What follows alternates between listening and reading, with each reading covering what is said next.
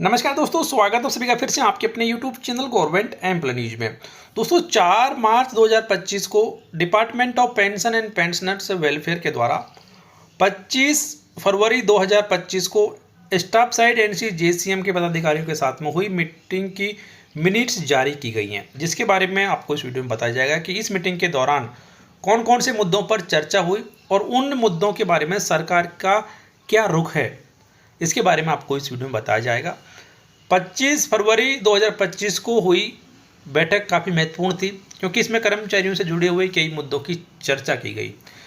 तो कौन कौन से मुद्दों पर चर्चा की गई है जानने के लिए बने रहें इस वीडियो के लास्ट तक। मिनट्स जारी की हैं, तो ये ऑथेंटिक जानकारी है सभी सरकारी कर्मचारियों के लिए।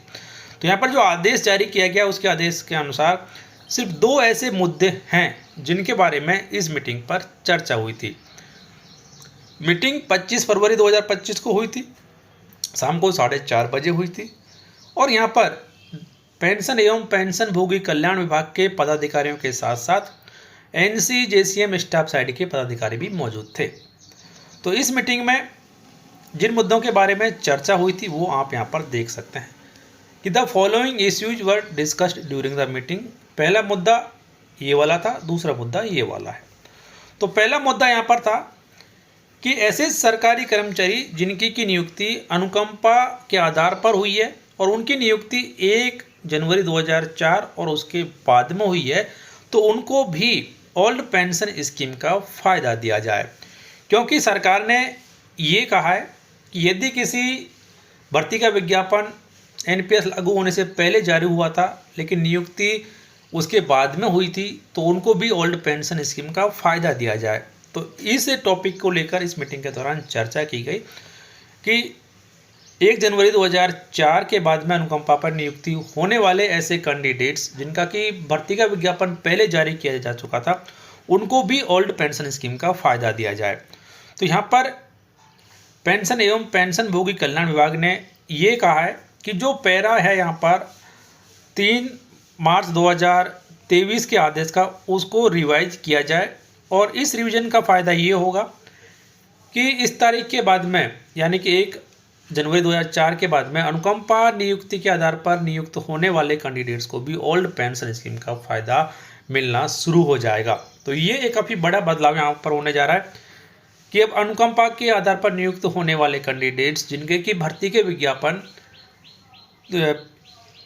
एनपीएस लागू होने से पहले जारी हुए थे, उनको भी अब ओल्ड पेंशन स्कीम का लाभ दिया जाएगा, चाहे उनकी नियुक्ति 1 जनवरी 2004 के बाद में हुई है। बाकी केंद्रीय कर्मचारियों को ओल्ड पेंशन स्कीम का फ़ायदा कब मिलेगा, ये फिलहाल इंतजार करना पड़ेगा। इसके बारे में आपकी राय कमेंट बॉक्स में जरूर लिखें। उसके बाद में दूसरा जो मुद्दा यहाँ पर था कि रेलवे पेंशन रूल्स 1993 को सीसीएस पेंशन रूल्स 2021 के साथ में मर्ज किया जाए, क्योंकि काफ़ी लंबे समय से ये मांग उठाई जा रही है कि जब रेलवे कर्मचारियों के लिए अलग से पेंशन रूल्स क्यों चाहिए, उनको सीसीएस पेंशन रूल्स पहले जो 1972 थे उनको ये 2021 रूल्स में मर्ज कर दिया जाए और सभी के लिए एक जैसे रूल लागू किए जाएं। तो यहाँ पर ये जो बताया गया है कि the matter of merger of these rules continue to be under examination. The Ministry of Railways can separately initiate necessary amendments in the Railway Pension Rules 1993 as per felt need on the subject. तो यहाँ पर department ने साफ कर दिया कि यदि ऐसा करना है तो रेल मंत्रालय अपने लेवल पर रेलवे पेंशन रूल्स 1993 में बदलाव का काम शुरू कर सकता है और रेलवे कर्मचारियों के लिए सीसीएस पेंशन रूल्स 2021 को लागू कर सकता है। तो इन दोनों ही मामलों पर लगभग सहमति बन चुकी है कि अब रेलवे कर्मचारियों के लिए भी सीसीएस पेंशन रूल्स 2021 लागू हो जाएंगे, लेकिन ये उन्हीं के लिए लागू रहेंगे जो कि एनपीएस से पहले जॉब में आ गए थे, उनके लिए लागू रहेंगे। बाद वालों के लिए नेशनल पेंशन सिस्टम ही लागू रहेगा और अनुकंपा नियुक्ति को भी यहाँ पर सहमति दे दी है। तो 2 महत्वपूर्ण मुद्दों के बारे में चर्चा हुई, इसके अलावा अन्य मुद्दों के बारे में चर्चा यहाँ पर नहीं हुई है।